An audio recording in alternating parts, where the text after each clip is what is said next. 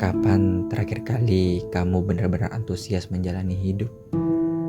Bangun pagi dengan muka ceria, tanpa rasa deg-degan, tanpa kebingungan, tanpa ketakutan yang tiba-tiba datang tanpa alasan. Kapan terakhir kali perasaan itu muncul? Hai, bersama aku lagi, Nara Catatan yang akan menjadi teman pengantar tidurmu kali ini. Kali ini aku mau ngobrol sama kamu, tapi mungkin ini agak sedikit keras. Nggak apa-apa ya, kita mulai pelan-pelan aja. Jadi beberapa waktu ini aku tuh kayak kurang antusias menjalani kehidupan karena rutinitas ya terus. Jadi perasaan antusiasme, semangat menjalani kehidupan, aku bingung kapan terakhir itu muncul. Seolah-olah aku lupa gimana rasanya. Karena sekarang hari-hari terasa berjalan seperti robot. Bangun, berangkat, pulang, tidur, bangun lagi. Itu seterusnya. Ya, pada akhirnya kita harus mengerti sih bahwa bukan karena hidup ini menyenangkan, tapi karena kita harus hidup. Kita harus tetap kuat dan bertahan. Mati enggan, hidup pun tak sungguh-sungguh. Tubuh ada di hari ini, tapi pikiran selalu tertinggal di hari kemarin. Pikiran-pikiran itu yang kerap muncul di kepalaku. Bagaimana di kepalamu? Apakah juga sama?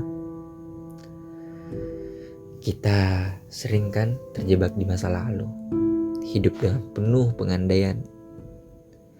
Seandainya dulu aku mulai dari lebih awal, seandainya dulu aku lebih berani mencoba, seandainya dulu aku gak menyerah ya, seandainya dulu aku gak berhenti ya, seandainya aku dulu tetap semangat ya, dan berbagai seandainya itu yang akhirnya cuma jadi angan-angan kan.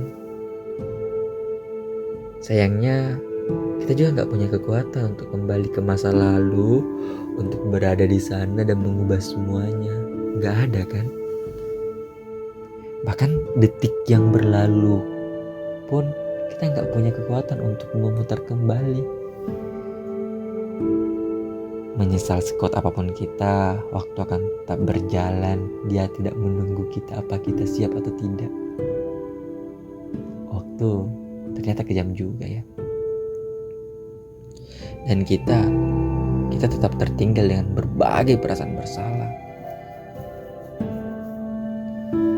Dan bukan cuma masa lalu yang sering menjebak kita juga sering terseret jauh ke masa depan, penuh dengan impian. Iya, gak salah dalam bermimpi, tapi bagaimana kalau mimpi-mimpi itu bikin kita menjadi lebih takut?